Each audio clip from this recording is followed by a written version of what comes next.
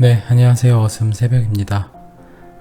오늘은 어제에 이어서 하워드 막스 메모에서 보는 마이너스 금리 관련된 전반적인 암호자산 시장에 미칠 영향에 대한 제 견해에 대해서 한번 말씀을 드리려고 하고요. 그리고 중국 인민은행이 디지털 화폐 발행한 것이 향후 어떤 파장을 불러일으킬 건지에 대한 얘기, 그리고 모바일 신분증 시대가 열린다. 주민등록증이나 우리 신원 인증을 하는 것들이 한국에서 얼마 전에 기사를 냈는데 블록체인이란 내용만 쏙 빼고 냈죠. 그렇긴 하지만 실제로 블록체인 기술로 굉장히 우리 삶이 큰 변화가 일어날 걸로 예상이 된다라는 내용을 한번 얘기를 할 거고요. 그리고 미중 1차 합의 관련해서 원래 11월에 에이펙에서 사인을 하기로 했는데 칠레가 현재 50원 지하철 요금 인상권, 단순히 50원 올려서 그런 게 아니라 정말 서민들이 먹고 살기 힘든 수준의 지금 물가를 가지고 있는 나라예요. 그러다 보니까 폭동이 일어나서 그래서 에이펙이 행사가 취소가 됐는데 그것들이 어떤 향후 또 흐름으로 흘러갈지 대해서 전반적으로 보는 시간을 갖도록 하겠습니다. 현재 마이너스 금리가 어떤 건지에 대해서 정확히 개념 설명을 한번 하고 얘기를 하려고 하는데요. 일본하고 유럽의 마이너스 금리, 극약 처방, 소비는 안 사라고 부동산만 들썩. 이게 어떤 얘기냐면 일단 마이너스 금리에 대해서 정확히 아셔야 되는데, 마이너스 금리를 통해 은행 등에 고여있던 자금이 시중에 흐르면 자금 수요가 있는 사람이 돈을 쓰게 되고 수요가 살아나 물가 상승률이 올라가는 등 디플레이션을 억제할 수 있는 논리다. 이게 일단 이런 이유로 마이너스 금리를 쓰죠. 근데 마이너스 금리 정책이 어떤 거냐면, 마이너스 금리 정책은 중앙은행 예치금에 마이너스 금리를 적용하는 방식으로 작동되는데, 은행 등이 법적으로 예치해야 되는 자금 외에 나머지 자금에 일종의 페널티를 적용하면 중앙은행에 돈을 맡기지 않고 대출 등을 통해 민간에 공급할 것이라는 판단에 근거한다. 이게 은행들이 중앙은행에 돈을 두면 고객들한테 돈 안 빌려주고 그냥 돈을 두면 마이너스 금리를 적용을 해서 그냥 돈을 안 빌려주고 그냥 돈을 두면 돈 자체가 줄어드는 거예요, 은행이. 그러면 은행 자체는 손해를 보잖아요. 그렇기 때문에 대출을 더 활성화해서 소비를 증대시키고 대중들한테 대출도 많이 가고 그래서 소비도 많이 하고 경기 선순환을 일으키겠다는 게 마이너스 금리 정책의 기조예요. 그러나 이 같은 기대와 달리 현실에서 마이너스 금리로 풀린 돈이 투자나 소비로 증가로 이어지지 않는다는 지적이 제기된다. 일본 신문에 따르면 실제 일본에서 마이너스 금리 정책으로 풀린 돈이 부동산이나 해외 대출로 쏠렸다. 지금 한국도 금리가 얼마 전에 조금 낮아지고 나서 앞으로 또 연준 금리 낮아진 거에서 또 낮아질 수도 있겠지만, 그것 때문에 한국 부동산도 지금 주요 강남이나 이런 좀 고가 아파트나 좀 희소성이 있는 곳들은 아파트 가격이 계속 올라가고 있는 현상이 있어요. 근데 저는 그 현상 자체를 부동산 가격의 양극화, 그리고 가치가 있고 희소성 있는 부동산 자산에 현금이 더 많아지고 금리가 하락함에 따라 많은 현금 자산이 많은 부자들이 에셋 파킹을 좀 희소성 있는 부동산에 하다 보니까 그렇게 좀 경쟁적으로 양극화가 일어나면서 좀 아파트 가격이 오르고 있는 게 아닌가라고 생각을 하고 있어요. 다시 얘기를 돌아오면, 중앙은행의 금리를 한계까지 낮출 만큼 경기 상황이 좋지 않다는 점을 인식한 소비자들이 오히려 소비를 줄이거나 부동산으로 자금이 흘러가 주택시장 버블을 형성한다는 평가다. 이게 지금 일본에도 일어났던 건데 한국도 역시나 마찬가지로 일어날 거라고 보고 있고요. 요새는 대부분의 언론, 유튜버나 많은 매체들 통해서 사람들이 금리를 낮아진다는 자체가 뭔가 지금 경기 상황이 안 좋은데 금리도 낮아지고 전반적으로 상황이 되게 좋지 않다는 걸 인식을 하기 때문에 위기감 때문에 오히려 소비를 줄인다는 얘기예요. 그래서 사람들도 학습을 한 거죠. 지난 2008년 이후로 인해서. 그래서 UBS에 따르면 전 세계 주택시장 중 가격이 고평가됐거나 혹은 버블 위험이 있는 도시 15곳 중 8곳이 마이너스 정책 금리를 사용하는 나라에 속해 있다. 그래서 마이너스 금리 자체가 부동산의 버블을 엄청나게 만든다는 얘기고, 그리고 또 이익을 내지 못하는 좀비 기업이 낮은 대출 이자에 연명하는 등 자원의 효율적 배분을 저해하고, 그러니까 좀 돈이 실제적으로 잘 하는 기업한테 가야 되는데, 이런 좀 뭐 대출 이제 사실상 그냥 망해야 돼서 한번 정화를 시켜야 되는 기업들이 안 망하고 이제 대출 이자를 통해서 워낙에 금리가 싸니까 그냥 이자만 내면서 기업을 운영하는 거예요. 그러니까 생산성 악화를 부추긴다는 이제 얘기가 나오는 거고, 그래서 지금 전반적으로 한국은 뭐 마이너스 금리로 갈 것 같진 않고, 그리고 미국도 뭐 마이너스 금리로까지 갈 것 같진 않아요. 근데 뭐 이거는 알 수 없는 얘기고, 현재 일본 마이너스 금리고, 스웨덴, 스위스, 그 다음에 유로존 같은 경우 이제 제로 금리인데, 이제 하워드 막스가 굉장히 전설적인 현재 존재하는 투자가죠. 뭐 하워드 막스, 오렌 버핏, 그 다음에 레이 달리오, 뭐 이런 이제 몇 가지 현역 굉장히 뛰어난 투자자들이 있는데, 그래서 하워드 막스가 오크트리 고객들에게 이제 보낸 메모에서 있는 내용이에요. 그래서 이 내용들을 한번 제가 링크를 한번 저희 지금 영상 하단에 올릴 테니까 한번 보시고, 이게 어떤 얘기냐면, 은행이 마이너스 금리를 하면 보통 은행들은, 특히나 좀 작은 은행들이나 이런 은행들은 대출자, 그러니까 대출을 받아가는 사람들로 인해서 수익성이 나오잖아요. 대출을 해줘야, 그래서 대출 권유들을 뭐 은행 창구 가면 엄청 많이 하는데, 대출 받아가라고. 근데 요새 뭐 대출이 좀 까다로워지니까 정말 대출 조건이 맞는 고객을 정말 우대해갖고 대출을 어떻게든 해주려고 하죠. 근데 은행이 마이너스 금리로 인해서 당연히 대출 금리도 떨어지겠죠. 그러다 보니까 수익성 자체가 붕괴되는 거예요. 그러다 보면 전반적인 현존하는 세계의 금융 시스템 자체가 은행들로 인해서 지금 구축이 되어 있는데, 은행들이 그런 식으로 망하게 되면 금융 시스템의 붕괴로 이어질 것이라는 얘기를 하고 있어요. 굉장히 우리가 한 번도 가보지 않은 세상으로 가고 있는 거죠. 왜냐하면 마이너스 금리를 여태까지 우리 역사상 은행업이 존재를 하고 한번 금리 사이클이 왔다 갔다 하면서 지금 마이너스를 금리로 들어가면서의 세상을 겪고 있는 거기 때문에, 그래서 예상하기로 이렇게 대출로 인해서 수익이 나오는 은행들의 대다수가 마이너스 금리로 가면 수익성 악화로 인해서 금융 시스템 붕괴로 이어질 수 있다라는 얘기를 하고 있고, 그리고 은행은 낮은 금리의 압박으로 인해서 은행들이 낮은 대출 금리를, 이제 금리가 떨어지니까 당연히 수익성이 떨어지잖아요. 그러다 보니까 돈을 맡긴 사람들한테 점차 일정 가령 돈을 좀 많이 맡긴 사람들한테는 역시나 중앙은행이 은행들한테 부과하는 마이너스 금리처럼 마이너스 금리, 이제 보관료 형태의 그런 수수료를 부과를 해서 자신들의 그 수익성 악화되는 부분을 상쇄시키려고 할 거란 얘기예요. 그러다 보면 당연히 자산가들, 돈을 맡긴 사람들은 돈을 빼려고 할 텐데, 근데 여기서 웬만한 이제 큰 자산가들은 오히려 돈을 빼기에는 어려워요. 왜냐하면 돈을 빼서 보관할 수가 없잖아요.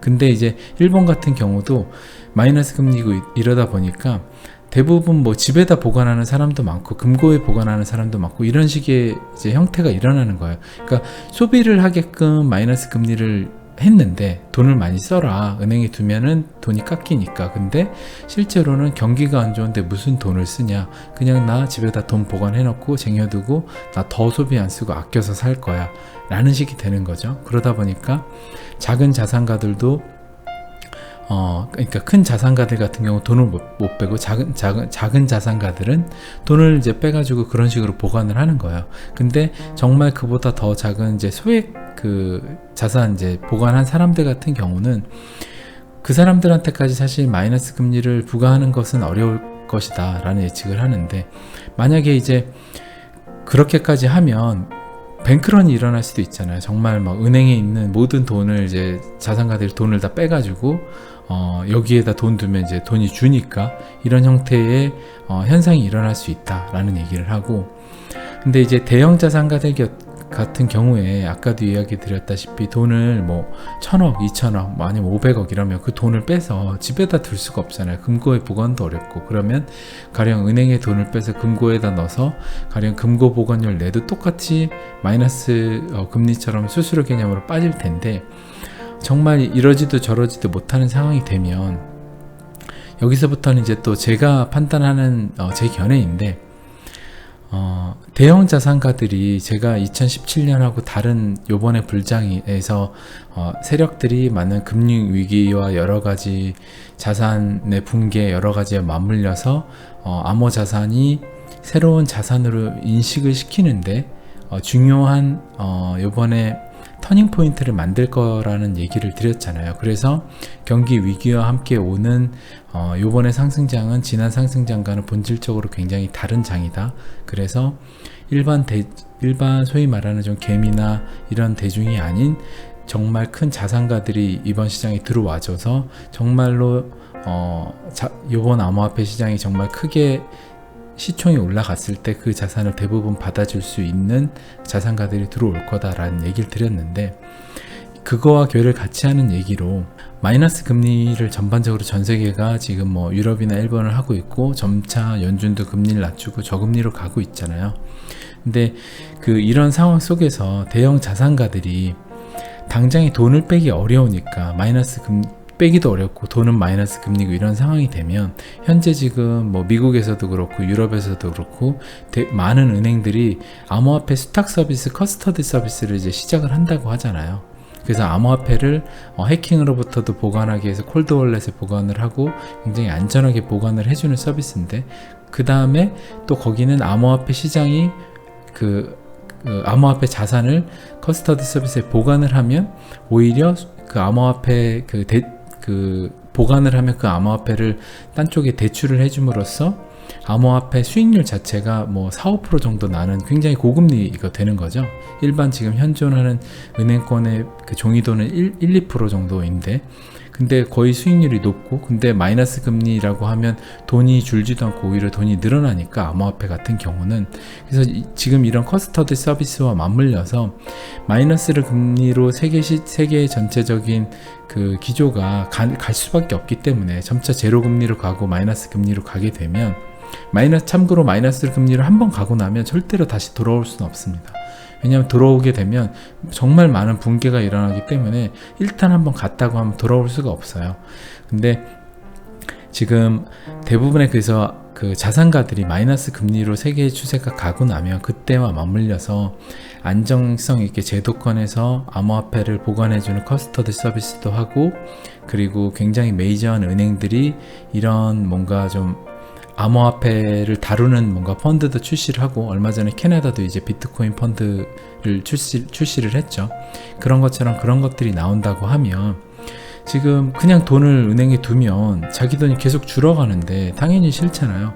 근데 암호화폐 스탁 서비스에 맡겨 놓으면 똑같이 돈은 어차피 디지털로 찍혀 있는데, 이거는 당연히 지금은 변동성이 좀 있어서 겁나고 아직은 두렵다고 생각을 하지만, 암호화폐가 전반적으로 기관도 많이 들어오고 우상향을 해 나가면서 계속해서 뭔가 발전을 해 나가고, 우리 주변에 뭐 신분증도 블록체인으로 쓰고 막 이렇게 우리 피부에 와닿는 많은 변화가 일어난다고 하면, 자산가들 역시도 이 암호화폐 블록체인에 대해서 굉장히 우호적으로 인식이 바뀔 거 아니에요.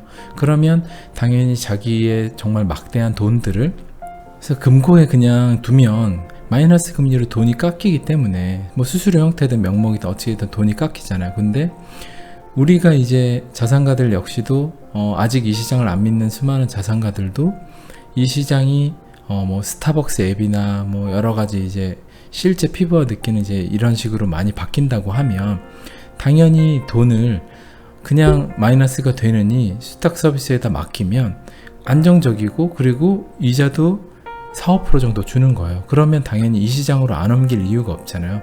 그러면 막대하게 암호화폐 수량이 한정되어 있는 지금 암호자산들의 수요가 폭발하게 되는 거죠. 그래서 이런 형태의 지금 마이너스 금리가 암호자산 시장에 어떤 영향을 미칠지에 대해서 좀 파급력이 굉장히 좀 크다라고 보는데, 결국에 지금 세계는 금리를 계속 낮출 수밖에 없고, 지금 연준 같은 경우도 금리를 여기까지 낮춰놨지만 이제는 금융 위기가 터지면 그때 이제 본격적으로 낮출 거예요. 그러면 정말 거의 제로 금리까지 갈 수도 있고 0.5%까지 갈 수도 있고 낮아지겠죠. 그러면 사실 전 세계가 거의 제로 금리, 미국이 낮추면 다 낮춰야 되잖아요, 나머지 나라들.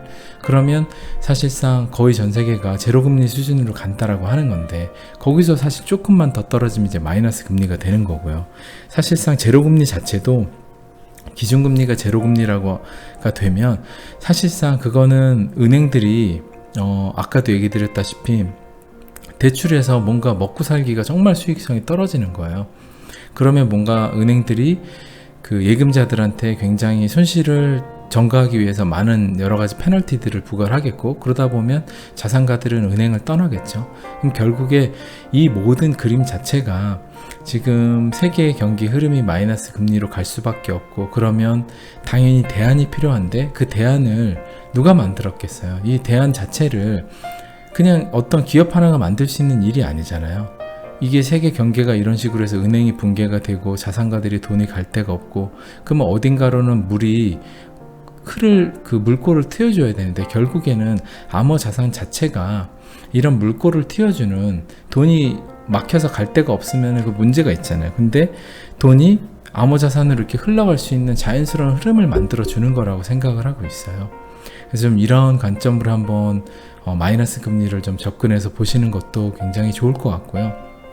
그리고 또 굉장히 이거는 어떻게 보면 우울한 소식인데, 지금 우리가 금리 인하를 하고, 미국이 금리 인하를 하고 한국은행이 금리 인하를 하고 뭐 유럽, 일본 이런 데 마이너스 금리고, 앞으로 연준이 또 금리 인하를 더해서 거의 제로 금리까지 가는 이런 상황 속으로 우리가 한 번도 겪어보지 않은 상황 속으로 가는 것 자체가, 아까 얘기 드린 은행이 붕괴하는, 이제 금융 시스템이 붕괴하는 위험도 있지만, 정말 더 1차적으로는 우리가 내는 급여에서 내는 퇴직연금, 그리고 국민연금, 연기금이죠, 한국은. 그리고 뭐 미국은 이제 사회보장기금, 이런 것들이 원래는 채권 등 안전자산에 투자를 해서 굉장히 꽤 괜찮은 수익을 냈어요. 그래서 우리가 나이를 먹고 노후가 되어도 그 일정하게 수익률로 굴린 이제 그 자산으로 우리에게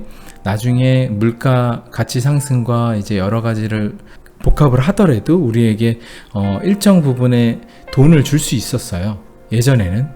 근데 지금 우리 세대에는 앞으로 이제 10년, 20년 뒤에는 10년, 5년, 10년일 수도 있고, 정말 마이너스 금리로 인해서 역시나 사회보장기금, 연기금 이런 데들조차도 수익성이 악화가 돼서 돈을 줄 수가 없는 거예요. 왜냐하면 돈 화폐 가치는 계속 떨어지는데, 돈을 1% 막 2% 이런데 투자를 해가지고 어떻게 그걸 감당을 하겠어요. 당연히 수익률을 4, 5% 정도는 내주고 웬만큼 내줘야 이게 감당이 되는데, 수익률이 당연히 안 나니까 감당이 안 되는 거예요. 그러다 보면 역시나 이런 연금 등 사회보장기금, 퇴직연금 이런 데들 역시도 조금 하이리스크한 투자를 할 수밖에 없는 거예요. 그러면 당연히 국민연금이 손해를 봐서, 연금 역시도 오히려 그냥 가만히 있었으면 오히려 낫는데 손해를 봐서 더 기금 자체가 붕괴돼 버리는, 그러면 당연히 국가에 굉장한 타격이잖아요, 나라들한테. 그런 이제 정말 어떻게 보면 이 문제는 국가의 대다수 국민 자체가 칠레처럼 폭동을 일으킬 수 있을 만한, 그러니까 사회 제도 자체가 이제 뒤집힐 수 있는 이런 문제로 갈 수 있는 정말 큰 이벤트거든요. 그래서 이런 문제 역시도 마이너스 금리가 우리들한테 미래를 예고를 하고 있는 거예요. 그래서 지금 이 저금리 시대, 마이너스 금리 시대 자체가 정말 굉장히 여러 부분에 있어서 파급력이 엄청나게 큰 건데, 지금 단순히 금리가 떨어져서 주식시장이 단순히 다우가 지금 전고점을 뚫고 더 올라가서 얼마까지 가겠다. 요새 보면 해외 이제 미국 주식이나 여기 투자하는 사람들이 엄청 늘어난다고 하더라고요. 근데 저는 굉장히 그걸 보고 생각을 한 게, 제가 계속해서 얘기 드리지만 과열되고 너도나도 와 소리를 지르면서 달려가는 곳에는 먹을 게 없다라고 얘기를 드렸잖아요. 정말 역대 최고로 막 거기로 달려간다고 하는데, 미국 장으로 지금 완전 불나방처럼 거기에 마지막 그 불꽃 축제 하면서 마지막 폭탄 누가 터뜨리냐 이거 하는 건데, 거기서 10%를 먹고 20%를 먹고 몇 프로를 더 먹어도 물론 그걸 먹고 나올 수 있는 자신 있는 사람을 하겠지만 그거 진짜 위험하잖아요. 근데 그거를 하라고 하는 사람들도 전 잘 이해가 안 가고, 무조건 물론 이제 암호화 자산 시장을 안 믿으니까 저평가되어 있는 시장 자체가 없다라고 판단을 해서 하는 것 같긴 해요. 그래서 뭐 그런 부분에서는 이해는 되지만, 이 암호화 자산 시장 자체를 전통금융이 아니기 때문에 전혀 못 믿는 사람들이 많아서 뭐 그런 것 같긴 한데, 그래도 위험하다라고 좀 보고요. 다시 돌아와서 저금리가 일반 사람들한테는 예전에는 사실 적금을 넣고 4~5% 정도 되면 안정적으로 뭐 1,000만 원을 넣어놓고 뭐 1억을 넣어놓고 웬만큼 이제 돈을 그래도 몇백만 원을 받고 뭐 얼마 몇십만 원을 받고 할 수 있었어요. 근데 지금은 이런 것도 생각을 하셔야 돼요. 우리들의 얘기인데, 금융 지식이 없는 대다수의 사람들은 저금리 시대가 되면 정말 얼마의 추가 수익 자체도 이제는 누릴 수가 없는 거예요. 왜냐하면 금리가 떨어지니까. 그래서 금융지식 자체가 부족한 대다수 국민들은 더 가난해지는 거고, 왜냐면 그래도 뭐 한 5% 정도라도 수익을 더 먹고 이랬었는데, 이거는 지금은 그거조차 안 되는 거죠. 그냥 통장에 돈을 두면은 돈이 안 늘어나고 정말 화폐는 많아지니까 계속 줄어드는 거예요. 근데 돈이 많은 사람들은 금융지식이 있죠. 이미 금융지식이 있기 때문에 돈을 불려왔기 때문에 그 사람들은 당연히 저금리 시대가 돼도 고위험 자산에 투자를 하는 포트폴리오 분산이나 여러 가지를 통해서 더 부자가 되는 거예요. 근데 지식이 없는 사람들은 더 가난해지는 거죠. 그러니까 이 마이너스 금리 시대로 갈수록 양극화가 더 심해지는 거예요. 그래서 이제 돈을 단순히 찍어내는 거와 마이너스 금리, 이게 양극화를 굉장히 극대화하고 있다라는 걸 생각을 하시면 되고, 결국에 또 정치적으로는 당연히 서민들이 더 먹고 살기 힘들고 더 붕괴가 일어나잖아요. 지금 지금 칠레 같은 경우도 이렇게 초유의 에이펙 취소, 그 다음에 뭐 미중 무역 협상 차질 취소됐죠. 일단은 칠레 같은 경우는 우리나라의 GDP 아마 3분의 1 정도 수준일 텐데, 지하철 가격이 1,350원인가 정도 해요. 그러니까 우리나라보다 돈은 3분의 1 못 버는데 가격은 비슷한 거예요. 좀 더 비싸거나. 그러니까 50원 올렸다고 지금 난리가 난 거죠. 막 다 들고 일어난 건데, 지금 이런 나라들이 한두 군데가 아니잖아요. 그래서 지금 결국에는 유럽에도 그렇고 이렇게 힘든 나라일수록 포퓰리즘 정당이 득세를 해요. 그러니까 결국에 먹고 살기 힘들어지면 대다수 국민들이 힘들기 때문에 그냥 돈을 나눠주고 돈을 뿌리는 정부, 그런 정치한테 표가 갈 수밖에 없어요. 왜냐하면 당장에 먹고 살기 힘드니까 그냥 돈 가령 기본급제로 얼마 주겠다. 지금 미국 같은 경우도 민주당 대선 후보들이 하는 얘기가 뭐 앤드류 양인가? 그 사람도 그렇죠. 그냥 매달 기본소득으로 한 달에 100만 원 얼마씩 돈을 주겠대요. 전 국민한테. 그 돈을 어떻게 다 주죠? 그냥 포퓰리즘이 그냥 난무하는 건데 그냥 주겠다고 하는 거예요. 그러면 결국에 그 돈을 어떻게 주냐고 하면, 지금 프랑스가 부유세 폐지한 것처럼 다른 나라들은 또 부유세를, 어떻게 보면 프랑스가 이런 부분에 좀 빠른 거죠. 굉장히. 그래서 마크롱이 지금 프랑스 경기를 다시 살려놓고 있는데, 다른 나라들은 반대로 부유세가 다 신설될 수 있는 거예요. 일정 자산 있는 사람들한테 돈을 걷어가는 거죠. 근데 지금 첫 번째로는 대부분 시행하는 정책 자체가 고소득자, 그러니까 결국에는 그 근로소득자가 봉인데, 근로소득자한테 뭐 가령 5억 연봉 5억 이상 3억 이상한테 지금 뭐 40몇 프로 뜯던 거를 60% 70% 뜯어가는 거예요. 그러면 이건 그 실제로 정말 돈 많은 뭐 1,000억 이렇게 있는 자산가들의 돈을 가져오는 게 아니라 결국에 서민 중에 돈을 조금 더 버는 놈의 돈을 뺏어오는, 이거 먼저 시행을 할 거예요. 그 다음에 그것도 안 먹히면 이제 그제서야 막 폭동이 일어나고 난리 날 것 같으면 정말 그 다음에 기득권 세력의 돈을 손을 대려고 하겠죠. 그게 패턴인데, 결국에 그래서 그런 식으로 정책 방향이 정해지고 포퓰리즘 정당이 이제 득세하고 이런 형태로 갈 거라는 얘기를 하고 있어요. 네, 그래서 마이너스 금리 관련된 이야기를 한번 이제 쭉 얘기를 해봤고요.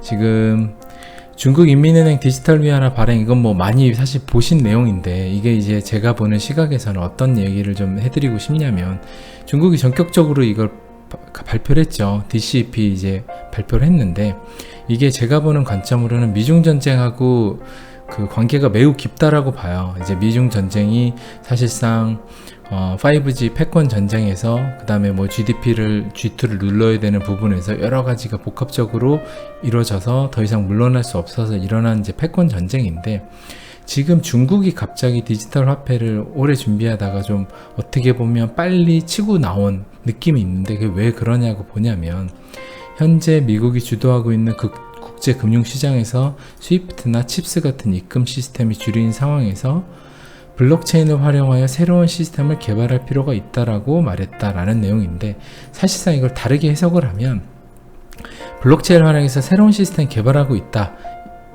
필요가 있다라는 얘기가, 미국이 현재 그 미중 전쟁으로 인해서 향후에 제 예상으로는 내년 뭐 1, 2쿼터가 될 것 같아요. 그때 이 대부분 해외에 그 송금을 하고, 뭔가 그 중국이 이제 1대1로 나라들과 이제 자기네 그 통화 자산들을 하는데도 사용을 하고 하죠. 근데 이 입금 시스템이 줄인 상황에서 미국이 이거를 셧다운을 중국 화폐나 뭐 달러 유통망이나 다 막아버리면 중국이 돈을 보낼 게 없잖아요. 그래서 그런 새로운 창구를 만들려는 형태로 중국이 이거를 했다라고 저는 봐요. 그래서 중국이 지금 사실상 어떻게 보면 선수를 친 건데, 이 선수 친 이걸로 인해서 지금 미국이 준비하고 있는 이제 기업에서 준비하는 리브라 코인 있죠. 그 리브라 코인이 어떻게 보면 굉장히 중국의 이걸로 인해 호재가 된 거고, 그래서 그걸 알고 있기 때문에 제가 전에 얘기 드린 대로 주커버그 역시도 의회 청문회에 나와서 그냥 한 가지 얘기로만 했죠. 중국에 대항하기 위해서 우리를 밀어줘야 된다는 얘기만 했는데, 그게 사실 이런 중국이 발표하기 전에 나왔던 얘기로 보면 이미 주커버그는 사실상 알고 있었고, 그래서 주커버그가 중국 디지털 화폐의 대응마로는 결국에 리브라밖에 없다, 리브라를 밀어줘라 라는 얘기를 하고 있다라고 보고 있어요. 그래서 이게 정말 중요한 얘기인데, 미중 전쟁의 세계 패권에 중국이 굉장히 큰 이정표를 찍은 거라고 보는 사건이라고 보는데, 결국에 미국도 발행을 하게 될 것이고, 그러면 유럽도 결국에 발행을 할 거고, 일본은 당연히 미국이 하면 하게 될 거고, 그러면 결국에는 지금 뭐 캐나다가 한 ETF 같은 이제 비트코인 ETF, 뭐 나중에 이더리움, 리플 다 들어가겠죠, 지수에. 그런 것들이 결국에 내년에 다 가시화되는 현상이 이제 일어날 걸로 보고, 4차 산업혁명 이제 시대에 들어선 이제 이벤트들이잖아요. 그런 것들은 이렇게 곡선 자체가 이렇게 제이컵으로 올라가기 때문에 뭔가 일이 일어나기 시작하면 잠잠하다가 급속도로 막 여러 개 일어나면서 곡선을 위로 그래 올라갈 거예요. 급속 컵으로. 그러면 은행들이 너도나도 지금 준비 안 하고 있는 것 같지만 한국도 준비하고 있을 거예요. 블록체인 연구도 하고 있고, 한국은행에서 대부분 하고 있다가 선진국들이 너도나도 하면 너도나도 다 발행을 하겠죠. 그러면 본격적인 디지털 화폐 시대로 이제 들어가게 되는 거고, 그러면 결국에 제가 계속해서 얘기 드리지만, 저는 여기서 잠깐 얘기 드리면, 저는 리플 XRP 저도 홀더이기도 하고, 저는 비트코인, 뭐 이더리움, 뭐 이오스, 비트코인 캐시 이렇게 이제 여러 개를 분산으로 투자를 하고 있어요. 물론 근데 XRP를 가장 많이 좀 보유를 하고 있는 편이고, 그래서 이제 리플 얘기를 좀 많이 드리게 되는 것 같고요. 제가 또 제일 많이 관심 있기도 하고, 그리고 제일 좋게 보는 암호 자산이라고 보는 거가 있어서 그렇습니다. 근데 이제 얘기를 돌아오면, XRP가 그래서 결국에 이런 디지털 화폐 시대로 급속도로 가고 나면, 그때 이제 뭔가 은행들에서도 많이 쓰고 국가 간의 자산을 이동하는 데도 쓰고 가치 이동으로 막 쓰기 시작하면 사람들이 그제서야 믿기 시작할 건데, 사실상 이게 뭐 믿고 안 믿고의 문제가 아니라 이런 전반적인 세계 흐름과 그 다음에 마이너스 금리가 뭔지, 양적 완화가 어떤 건지 이런 것들에 대해서 관심을 갖고 보셔야 이런 흐름에 대응을 할 수 있다는 거죠. 그때 가가지고 내 친구도 하고 너도 하고 나도 하고 이럴 때 뭔가 시작하면 늦다는 거예요. 그래서 지금 투자를 지금 해라가 아니라 사실상 공부를 하고 있어야, 그 다음에 뭐 자기 돈을 300원이건 아니면 10,000원이든 돈을 투자를 해서 뭔가 흐름을 봐야 그때 가서 남들이, 대중들이 막 움직일 때 나는 미리 학습을 좀 예습을 해놨기 때문에 좀 낫잖아요. 그래서 좀 그런 관점으로 미리미리 전반적인 흐름에 대해서 좀 보실 필요가 있다라고 얘기를 드리고 싶고요. 그리고 마지막으로는 우리 주변에 정말 한국 얘기에 한국에 얼만큼 블록체인이 암호화폐 이런 시장 자체가 가까이 왔느냐에 대한 얘기인데, 모바일 신분증 시대 열린다, 주민등록증 초본 스마트폰에 저장, 이게 여기는 지금 블록체인이라는 얘기가 다 쏙 빼놨죠. 블록체인 누구나 디지털이라고 하잖아요. 정말 이 한국의 국민의 DNA인 것 같아요. 이제 뭐 예전 조선시대 때도 그렇고 물물을 받아들이는 데 있어서 굉장히 보수적인데, 결국에 블록체인으로 할 건데 블록체인이라는 얘기는 없어요. 왜냐하면 암호화폐 2017년에 사회적인 폐해가 있어서 그게 너무 두려운 거죠. 작은 게 두려워가지고 큰 거를 이제 소탐대시를 하는 격인데, 뭐 여기는 없어요. 근데 이제 결국에 이제 블록체인으로 한다는 거고, 이제 누구나 자기 폰에다가 자기 모바일 신분증을 두고 거기서 공인인증서나 그 다음에 초본 이런 것들 다 거기다 든다는 거예요. 그러면 결국에 이 신분증 자체가 지금 마이크로소프트에서 DID 하는 그 웹사이트에 로그인 할 때도 블록체인, 비트코인 블록체인 위에 올라가 있는 신분증을 통해서 로그인을 하고 모든 웹사이트에 그런 식으로 접속을 하겠다. 이런 거 이제 같은 맥락의 얘기인데, 우리가 이제 더 이상 주민등록증이나 운전면허증을 지갑에 가지고 다닐 필요가 없는 시대가 오는 거예요. 그러면 정말 우리가 주민등록증을 갖고 다녔던 그 시간 자체가 뭐 몇십 년 됐는지 모르겠는데 뭐 한 50년, 60년 됐다 그러면 그게 이제 바뀌는 거거든요. 그럼 정말 큰 변화가 있는 거고, 사실상 정부가 이런 걸 다 준비하고 했다는 거예요. 근데 사실상 거래소는 지금 막아놨죠. 뭐 신규 가입 안 되게 막아놓고. 그래서 우리가 실제로 암호화폐 뭐 자산 가격이 등락도 심하고 투자가 이러니까 무서워서 투자도 못하고 하겠지만, 결국에는 뒷단에서는 이런 것들도 다 준비가 되고, 그 다음에 해외 자산가들은 뒤로 다 투자를 하고 다 일어나고 있는 거예요. 그래서 좀 개인적으로 굉장히 안타까운 건, 한국이 좀 돈에 대해서 굉장히 좀 불경시하고, 그 다음에 투자에 대해서도 국민들한테 너무나 모든 걸 제어하려고 하는 거예요. 근데 이제 또 한편으로 이해 안 가는 거는, 제일 위험한 해외 선물 같은 경우는 오히려 더 쉽게 만들어두고 더 장려를 하죠.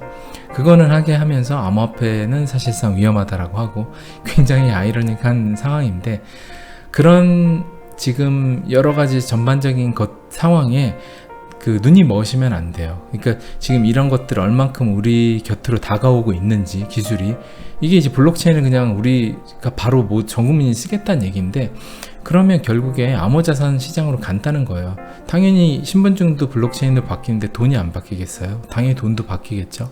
그러면 당연히 디지털 원이 나오고, 디지털 달러가 나오고, 디지털 엔이 나오고, 디지털 위안화 나와요. 유로화도 나오고. 그러면 그 돈들은 계속해서 무한히 찍혀 나올 텐데, 이제 돈 찍히기도 더 편하죠. 왜냐면 그냥 종이돈으로 안 찍고 디지털로 그냥 마우스 클릭 한번 하면 돈 찍혀 나올 테니까. 그럼 정말 편한데, 그러면 비트코인이 2100만 개, 뭐 유실된 거랑 해서 1300만 개, 뭐 리플 1000억 개, 이러면 무한의 전 세계의 돈들이 찍혀 나오는 거 대비 당연히 뭐 10,000대 1, 뭐 100,000대 1 이런 식으로 그 모수 자체가 굉장히 엄청나게 올라갈 거 아니에요. 왜냐면 수량이 한정돼 있으니까.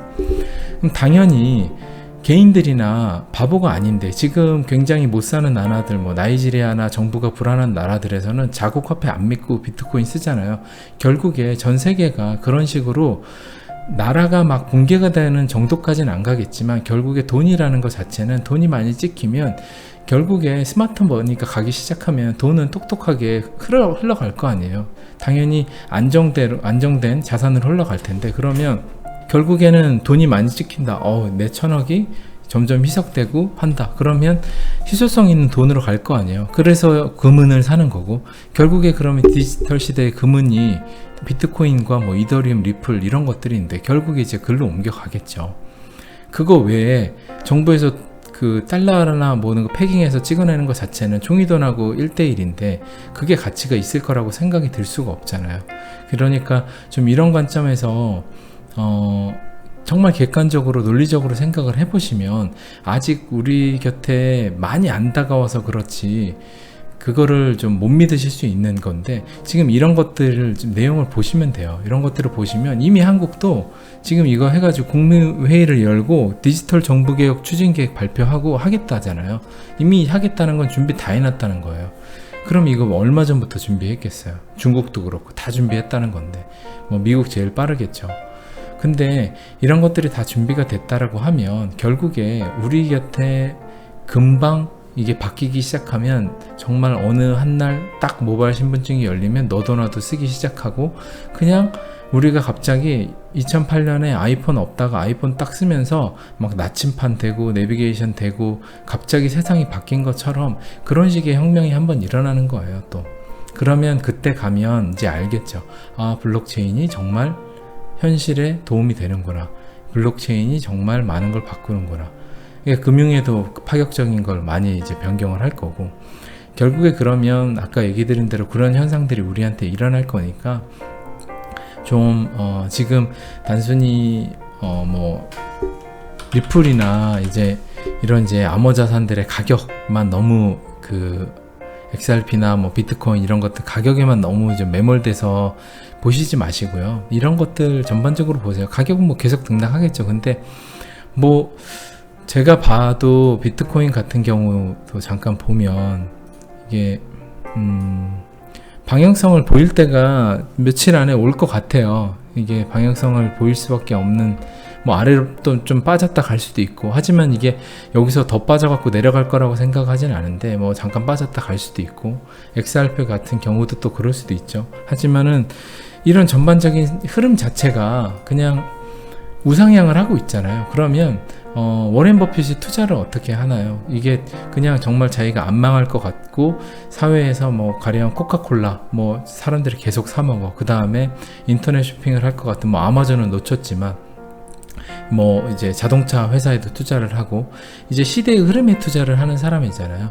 그럼 가치 투자라고 보는데, 우리도 지금 시점에는 결국에 가치 투자를 해야지만 사실 큰 돈을 벌고 그리고 정말 투자라고 할 수 있는 걸 하는 거지, 여기서 뭐 얼마 올라가니까 샀다 팔았다 하면 이거를 몇 프로 먹고 해가지고, 근데 그거 하다가 한번 정말 위기 세게 맞거나 아니면 차트 한번 잘못 봐갖고 퍽 꺾이면 뭔가 다 날리잖아요. 한 번의 수익을. 그냥 이제 전반적인 암호 자산의 그 시대적 방향성을 믿고 꾸준히 원칙을 갖고 투자를 하시면 될 것 같아요.